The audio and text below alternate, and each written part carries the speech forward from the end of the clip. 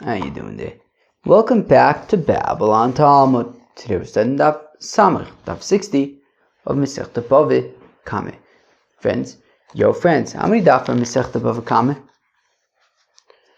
119, right? So 119. So we're halfway through Masechta BavaKama. Chevra, take a minute and to give yourself a pat on the back. That's very good. Alright, we're going to start on Daf New Testament Beis at the Mishnah. I guess we got a bunch of. It's a big Daf, I guess. It's not a very difficult Daf, I don't think, but it's a big one. I'm curious if it's going to take a while. It might, just because it's big. I'm rolling up my sleeves for this Daf, so I'm going to roll up my sleeves for this Daf, and I'm going to try to find things to talk about while I roll up the sleeves, which I talk about. Maybe I could talk about how I'm rolling up my sleeves. And I don't want to talk about that. Oh, maybe let's talk about the daf. No, I don't really want to talk about the daf. Alright, well, my sleeves are now rolled up. I'm glad that I managed to figure out how to fill the time. And let's go weiter. Okay. Okay, we're going to start on Daf New Testament Beis. Oops. All right. Whatever happened? Remember at one point, like, coughing was part of my intro? Maybe I should bring that back. Start with like a nice little cough. Okay. Says the Mishnah Daf New Testament Beis, a fellow who sends a flame with a chereshote v'koin, potter b'dinei odom v'chay b'dinei shamayim. So, while he's potter b'dinei odom, we can't do anything to him in court, because I believe that in Masechta Kiddushin we said that it was because hashalech min mitzvah because ein shlech l'dvar avera, I think, right? Because you can't be a messenger, and you can't be the messenger of the sender to do an avera, and therefore, sending a fire, so it's not coming from the sender, because I think it was in the context of because if you're going to cause damages, well, then you're responsible for the damages, and because it's a cheresh of a cotton, so then they're potter, the sender's potter, everyone's potter. All right. But it's still, a very ill-advised thing to do, and they won't be very happy with you in the heavens, so you probably want them to be happy with you in the heavens. Now, if you send a flame with a pikeach, a non-chereshet of a kohen, so then then it's his responsibility. He'll be chayv. If one fellow, let's call him fiery, brings the fire, and woody brings the wood, so maybe it's a eitzim chayv. Right, so fiery brings the fire, and woody then comes and brings the wood. Woody's chayiv. If woody brings the wood and then fiery brings the fire, maybe a saor chayiv. Fiery is going to be chayiv because he brought the fire to the wood. If somebody comes and fans the flame, so the fanner of the flamer is going to be chayiv. Libsa ruach kulam p'tur. Now, if it's the wind that comes and fans the flame, so then everyone's potter because it's the wind, it's not them. Says the Gemara, Amar Shlakish Mishmei Chizkiah, says Shlakish, the name of Chizkiah. L'shanu elo shemosalo gacheles v'liba. When we say that he's potter b'dinei adam for sending a flame with a chereshet v'koyin, it is only shemosalo gacheles v'liba if he gives a coal to a chereshet v'koyin, and then the chereshet v'koyin then fanned the coal. But if he mamish gave a flame to chereshet v'koyin, chayev, then it'll be chayev my time and ma'asev kagarmulo, because it's ultimately his actions that are responsible. He did something so silly as to give a flame to a chereshet v'koyin. Rabbi Yochanan Omer says, Rabbi Yochanan afilu masaloi shalev es potter. Nisht, even if he gives him a flame, he's still going to be potter. My time I'll come tzavs the cheresh garma lo. Ultimately, it was the grip, the handling of the cheresh, which is what caused the flame, and he's going to be potter. V'loi b'chayiv ad shimtzelo gavza silta shraga. According to Yochanan, we're only b'chayiv if he gave to a cheresh shetivakoyin flammable objects like thorns and wood chip thingies and a flame. Because in that case, certainly the sender was being a shtunk. Okay, and therefore he's responsible for being a shtunk, for giving flammable items with the fire to a cheresh shetifakadin. Shalach biad pikeach chayv v'chulei. And then the Mishnah had said that if somebody comes and he fans it, v'liba, if he comes and he fans it, so then the fanner is going to be chayv. Amr Nachman b'Yitzchak mandatani liba lo mishtabish, mandatani niva lo mishtabish. So if you say whoever fans the flame, so then okay, that makes sense. And if you say niva, to blow, I believe, on the flame, that's also fine. Mandatani liba lo mishtabish. According to the one who says liba, that he fanned it, he's that's acceptable. The pasuk says belabas eish. I guess the fanning of fire. It's a pasuk in Shmos. Mandatani niva lo mishtabish. And if you say blowing, you're not making a mistake. Tichsev borei niv sfosayim, that he created the, I guess, blowing of the lips. Lips aruach kulam pturin. Now, if the wind comes and fans it, so then everybody is pturin. Tanarbanan liba v'libs aruach. If a fellow fans the flame, and then comes the wind and fans the flame.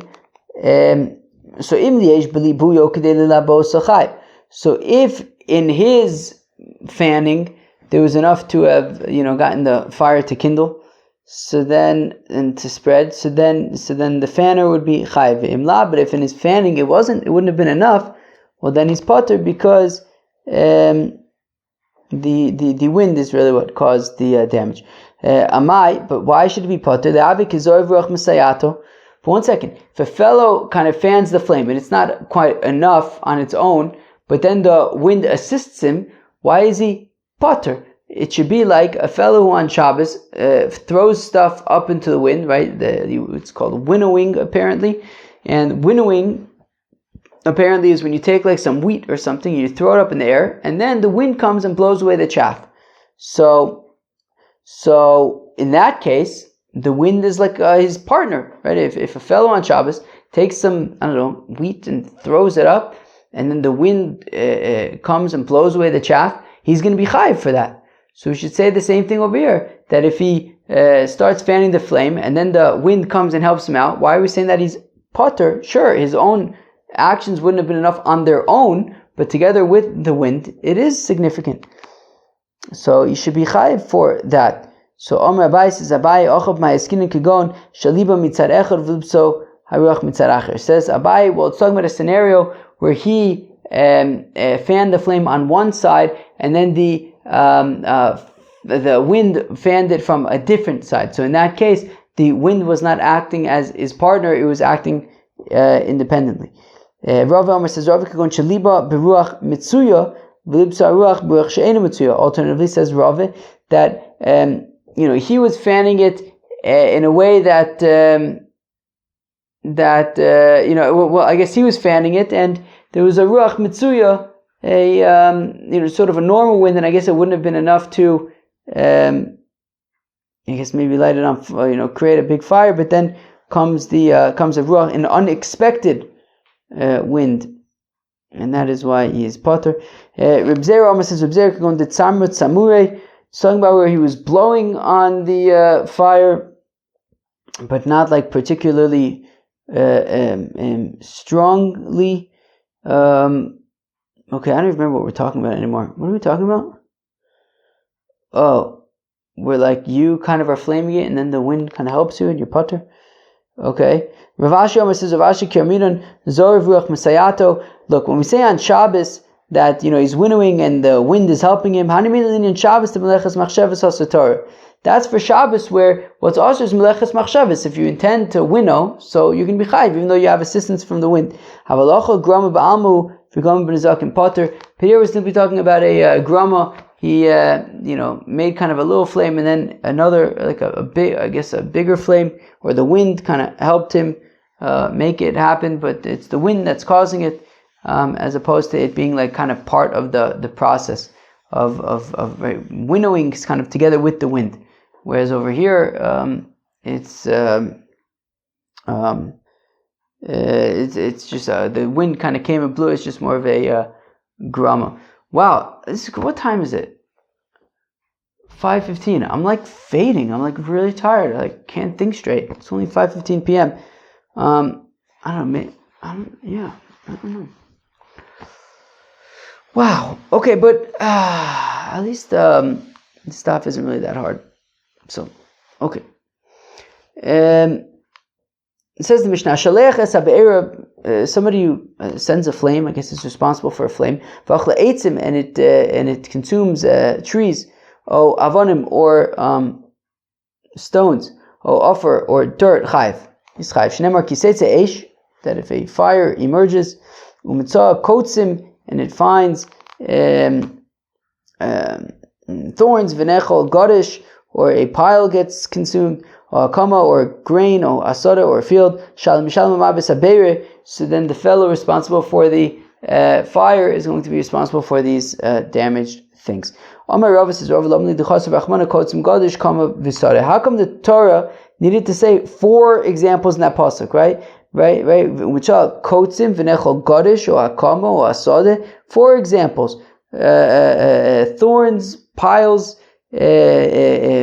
grain, standing grain, and a field. We need all 4. Because of Achmana Kotzim, if the Torah would have only said thorns, I would have thought Kotzim would chayiv Rachmana. So it's only given chayiv for thorns, because it's common for there to be fire close near thorns, v'shchiach de pasha, and therefore it is likely that he was negligent with the fire around the thorns, and that is why he is going to be chayiv by thorns of al-gadish. But I would say that by a pile, which I guess fire is less often around piles. So v'loshchiach de pasha, therefore it's less likely that he was being negligent. So therefore, I might think that you would be potter for gadish.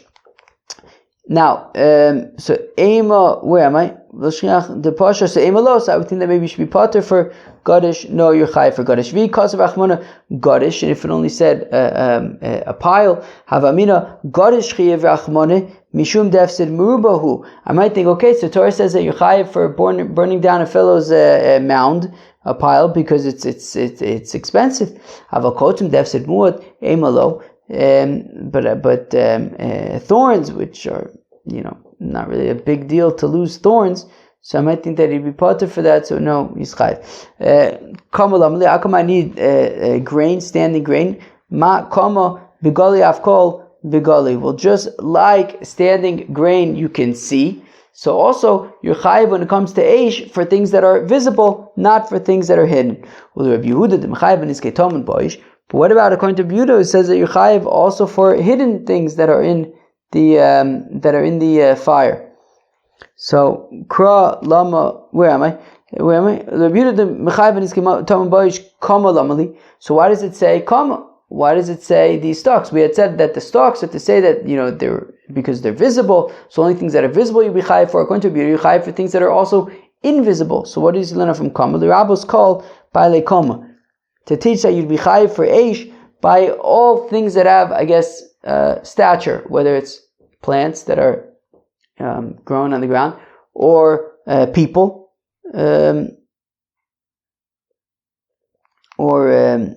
people. What do I say? How trees? All right. How do they know? How do the rabbis know about all the BavaKamas? And after they learn it out. It says from the extra o. Rabbi Yehuda Rabbi Yehuda says that the extra o is needed in order to say that you're chayiv by fire, not just for all of them together, but even each one separately. How do they know to separate? Nafkalu, they learn out from O Asada, from not just O Akama, but also O Asada. Rabbi Yehuda, either because of Achmana O Akama, because of O Asada. Whereas Rabbi Yehuda says the O Asada is really just for symmetry, since it said O Akama, so it also says O Asada. Sada Lamali. Why do I need the pasuk to say Sada? To include if the fire reached, fired up a plowed area or stones. Why don't you just write field, and then all these other things would be included, like thorns and piles and things. So if it would only say sada, I would think the things that are on the field, like the mounds, like the thorns, like the what was the thing that we said on the third thing that we said? Mounds, thorns, and like grain and stuff.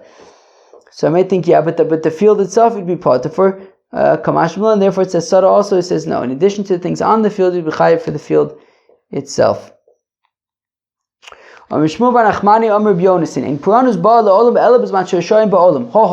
Says Shmuel bar Nachmani in the name of Rabbi Yonasan that bad stuff comes to the world because there are nudniks.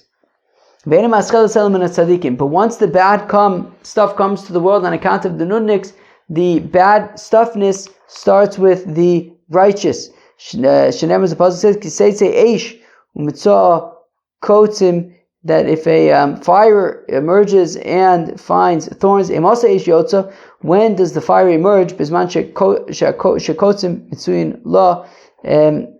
there are nudniks around. And it starts from the righteous. Shenema, as the pasuk says, I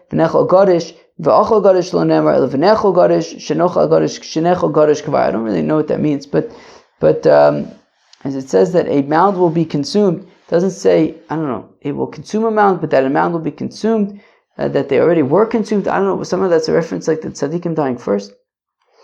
Tani Rav Yosef taught, what does the pasuk mean? Right, that the pasuk says by Makas Bechoros that do not leave your house until the morning. Once permission is given to the Malach HaMoves to do his thing, so then it does not distinguish between the righteous and the evil. Not only that, El Shemaschem and Tzadikim Ridavka starts from the righteous. Tchila at the beginning. Shenemar, as the pasuk says, V'chrati mimcha tzadik v'rasha. It says, now we'll cut down from you tzadik v'rasha. So tzadik first and then rasha. Bivei Rav Yosef, Bachi Rav Yosef, so Rav Yosef cried, Kulei nami le'ayin domin, right? That even after all this Torah that we learned, the bad stuff starts from the righteous. Abai says Abai tivusu, that it's taka a favor that the Eibishter is doing for the righteous. The apostle says that because of the evil, the Eibishter brought back the tzaddik so that he would not have to see the tzaddik would not have to see the evil. Amar Yehuda Amar Rab, the olam yikan is adam b'chitov v'yetze b'chitov. A fellow should always get to his kretschmer when it's still light outside, and then leave in the morning once it is light outside. Shenemar, the Bible says, "Ba'atim l'seitzu ish min pesach beiso ad boker," that a fellow should not leave his house until the morning. That you want to wait until the morning in order to leave. If there's a pestilence in the city, so you should shelter in place. Shenemar, as the pasuk says, right, if there's some kind of contagious disease, Shenemar, as the pasuk says, do not leave your house until the morning. The pasuk also says, that it says, people go into your rooms and close the doors. The pasuk also says, that outside there's swords and inside there's fear. How come we need all these psukim to teach that stay inside, shelter in place when there's a disease? So my v'omer, how come we need all these psukim? Vichi tema, if you're going to say Hanimili Bilel, maybe we'll say about the first pasuk from Makkah's Bechoros that it says, what do we say? That fellow should not leave the house until the morning, so maybe that's only at night time. But this would not apply during the day.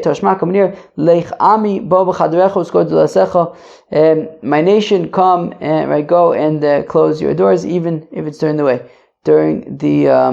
day.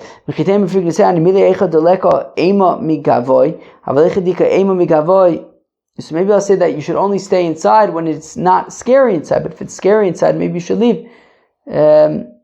Right? Ema migavoy kinofik.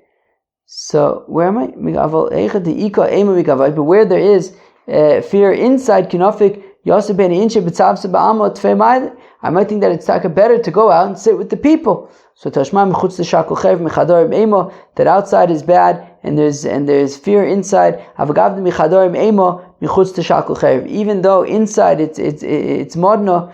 Still do not go out. Do not go outside. Ravi when he got upset, he would seal the windows because death has come through our windows. If there's a famine in the city, so go somewhere else. The Pasuk says,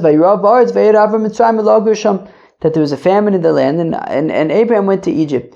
The Pasuk says,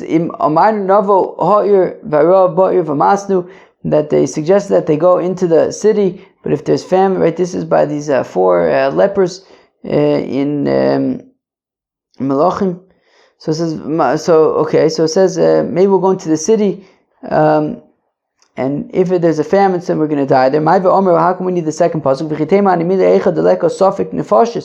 Maybe I would think that, Abraham went to Egypt, but he wasn't concerned for his life, I guess, interacting with other people. But over here, where they might go into the city and there could be safek nefashis low, maybe I'll say no, tashma, l'chu v'nipla el machne'ayim im yichayunu nichya. Let us go and go into this encampment and hopefully we'll live. But we see that there's a suffix there as well, and still they went. Wow, my brain is like totally shutting down. I can't even remember what I'm talking about. All right. Taner Rabbanan, the rabbis taught Dever Ba'ir, if there's pestilence in the city, a fellow should not walk in the middle of the road because the angel of death is walking in the middle of the roads. That once he has permission, so then he goes in the middle of the streets. Shalom Ba'ir, if there's peace in the city, then don't walk in the sides of the streets. Since he doesn't have permission to, free reins to just kill all the people, so he kind of hangs out on the sides of the road, so stay away from there. Taner Rabbanan, Dever, right, meaning if it's in the middle of a killing spree, so then stay out of the middle of the road. But if he's like not in the middle of a killing spree, stay on the sides of the road. Or stay away from the sides of the roads. Right? When he's on a killing spree, stay away from the middle of the sides. Stay away from the middle of the roads. When he's done, go to stay away from the sides. Taner Rabbanan, Dever Ba'ir, if there's pestilence in the city, a fellow should not go alone into a synagogue, because that's where the Malach HaMavis keeps his tools. Wow. But this is only if they're not teaching any young whippersnappers over the young children, and 10 people do not daven there. That's when the synagogue becomes a scary place. But if they are teaching the kids, and I think alternatively, if they are or maybe it's both or either or. If they don't have a minyan over there, but if they have the children learning and there's praying, so then you can always go to the synagogue. So if the dogs are crying and the angel of death is coming, wow. He's coming to the city. If the dogs are playing Eliyahu Hanavi Balairs, then Elijah the prophet is coming. Vanimile delays bu nikeva. But that is only if there's no female dog over there, because if there is, so then they're getting excited because of her, not because of Elijah the prophet. Yosef Rav Ami Rav Asi come to Yitzchak Navcha. So both Rav Ami and Rav Asi were sitting before Yitzchak Navcha. Mar Omarle, one of them said to Yitzchak Navcha, Lema Mar Shmaitzisa, tell us some halachas. Umar Omarle Lema Mar Agadta. No, we want to hear Agadta. The fun stuff. So Pasach Lemem Agadta. So Yitzchak Navcha started speaking Agadta. V'lo Shavik Mar, but the other one wouldn't let him. Pasach Lemem Shmaitzah. So he started teaching. Wait, I don't know. I can't remember what I just read. So initially he started doing Agadta, but the one who was anti-Agadita, he got all upset. So he started saying the halachas, but the one who was pro-Agadita didn't allow him. So let me give you a parable for what this is similar to. A fellow has two wives, one of them is young, one of them is old.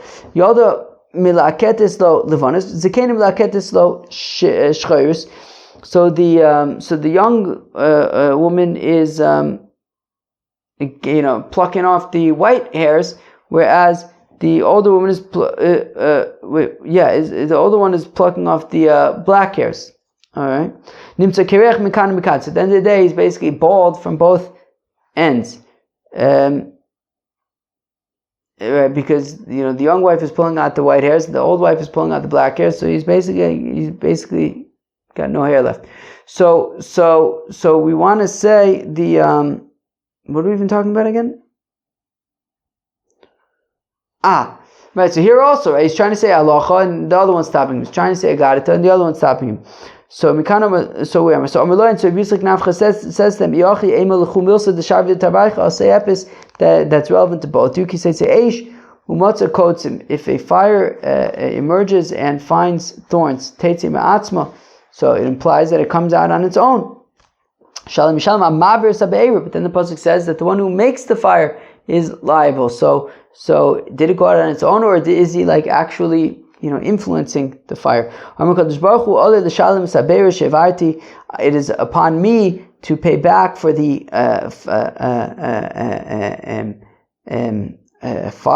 fire that has been firing. I lit a fire in Zion. Yisrael said that the fire went out in Zion and ate the foundations, consumed the foundations. But in the future, I'm going to rebuild Jerusalem with fire. Shnemar vani chomas eish soviv. I will be a border of fire around it. And I will be for honor inside of it. And what is the halacha? Pasach akosu beniskei mamon v'sim beniskei gufo. The pasuk opens up with niskei mamon, as the pasuk says, "Vekiseitze mashma me'atzma." Right, that if it goes out, it sounds like you have this fire that's going. It sounds like on its own. But then we say, "Ma'avir sabeira." Right, I think that's the.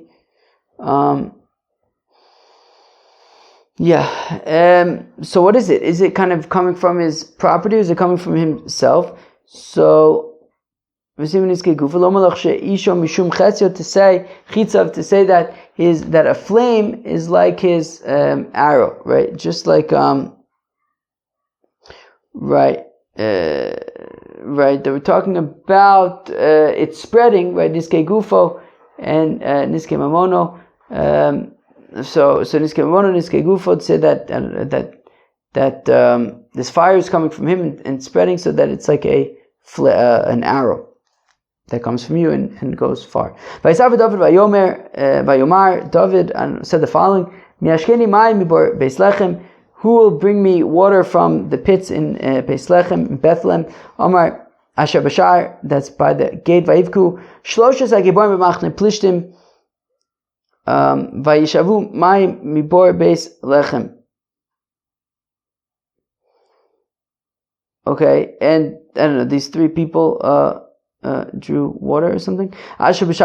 So apparently this is a reference to. I guess the Gemara is assuming this is a reference to like a halachic shaila that was asked to the Sanhedrin. So my kami boile, what is David asking? Omar Rav Amar of Nachman Taman Boish kami boile. He's asking about the shaila about Taman Boish. He was asking the Sanhedrin, what's the halacha if a fire burns a pile and then there's like things hidden in there.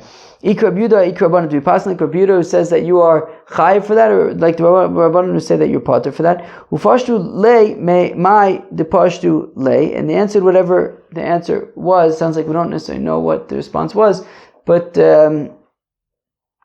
this is the question that David wanted to know.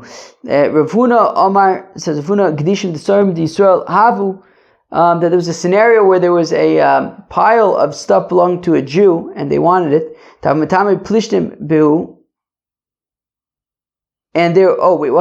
that there was this like pile of stuff and there were Philistines hiding in it. So and he was asking the Sanhedrin, can he save himself by eliminating these Philistines?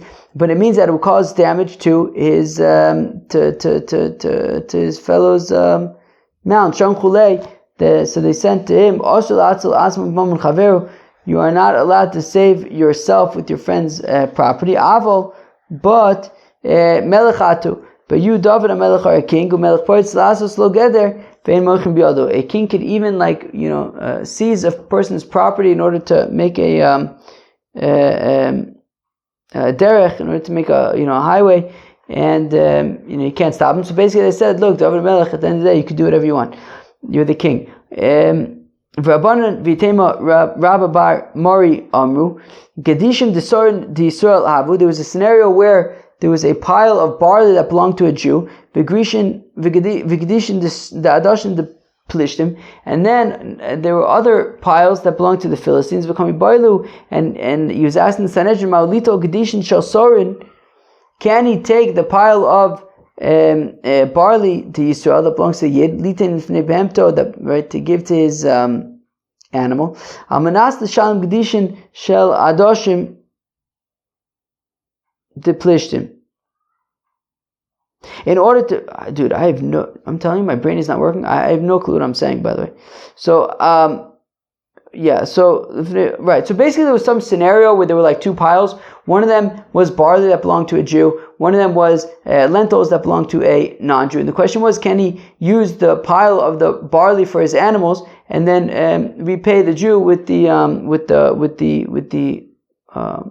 lentils of the non-Jew? Okay. Right. So Amanas Hashem Kedishin Shaldashim deplishtim, that he would return the pile of the lentils that belongs to the Philistines. Shalchule, they sent him Chavol Yashiv Rasha Gzeli Yishalim Avabisha Gzeli Mishalim. So if you have a fellow that steals that, but even though he's paying for it, Rasha, he's still a nudnik. We're going to learn soon that that's what's called Hamas, I believe. Aval Ato Melech Ato, but you are a king. Melech Poretz Lasos Loderech. And a king can basically do whatever he wants. You can't stop him, right? So, yeah. So yes, I guess in this they said, look, you can use the barley for yourselves and pay the guy back with the lentils. So I understand if he was asking about, can you swap the barley for the lentils afterwards. But if we're talking about, can he destroy this pile that has plishtim in it? So then what? So what? Why do you need these two psukim? Did I totally skip? I skipped, right? Oh man, dude, I have no clue what's going on. Wow, it's not even late. And it's a Monday. Dude, I have no clue what's going on. I'm so tired. It's only 5:30 p.m. So b'shamim l'man da'amar la'achlufe, I'm like 5 lines in the bottom. B'shamim l'man da'amar la'achlufe, hainu dichsiv chad kra, v'ati sham chelkas asadam malei adashim, chsiv chad kra, v'ati chelkas asadam malei asarim. There's basically 2 psukim. One of them talks about barley, the other one talks about lentils. So that makes sense if you have like he wanted the barley for his animals thing and pay back with lentils. But if you said that it's about just destroying the pile with people in it, the plishtim in it, so my ibaya lehu why do you need 2 psukim? So so the answer is the avu nami gedishim to adashim to Israel the havu mitamabu plishtim. Apparently there were also piles of lentils belonging to Yidden that had plishtim in there as well. I understand if you say that we're talking about smiting the Philistines that are hidden in this pile. That's what the pasuk says. They didn't actually smite it; he saved it. But if you say it's about swapping, using the barley for the animals and then replacing it with the lentils, what is it? So what did he save?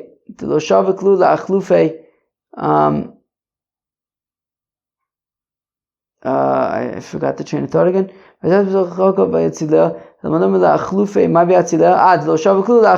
mean that he saved it? It means that he didn't allow the thing to go forward. To understand these 2 things, okay, that's why there are 2 psukim. Okay, about the lentils and the barley. But according to the opinion, it says that he was asking about the halachas of things that are hidden in piles. So my iboy le kroi. So why do I need both of these psukim? So Amar lach tamun v'chad me'anach kam iboy le. Well, he asked about tamun, the stuff that's hidden in there, but also one of those other 2, I guess, swapping barley and lentils, or what was the other one? Destroying the pile with the people in it. Fine. Where am I? To understand according to these 2, the ones where they respond, look, you're the king, you can do whatever you want, that he didn't want to do it. So I'm giving the Ika Isura lo nichali. It says, look, since there is an Isser over here, I know technically I can use my all-powerful king stuff, but I'm not going to do that. Fine. So Mandamar Tom Boyish can be but according to Mandamar, he says that he was asking the Sanhedrin about stuff that's hidden in fires. Is it like Rabuda, like the Rabbanan Michdei Gemaru the Shalchu lay my lo? So he was just asking halachic shaila. What does that have to do with And he didn't want to do it. He's just asking halachic shaila. There was no moral stuff, like he didn't want to take people's stuff just because he's the king. So Milo Ava Dav L'Shtosam, what does it mean that he didn't want to drink them?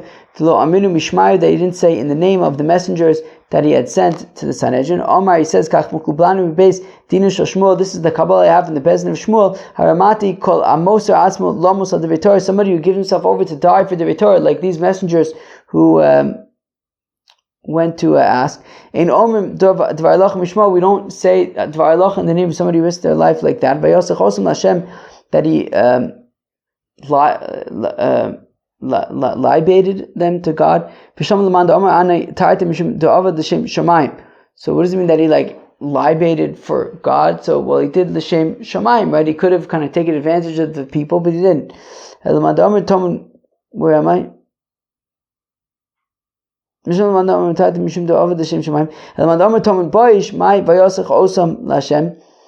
is that? Right? According to Mandam, who says that he was just asking about things that are hidden in piles. So what does it mean that he did something for God? The Gemara that he I guess quoted it in general terms, in terms of tradition.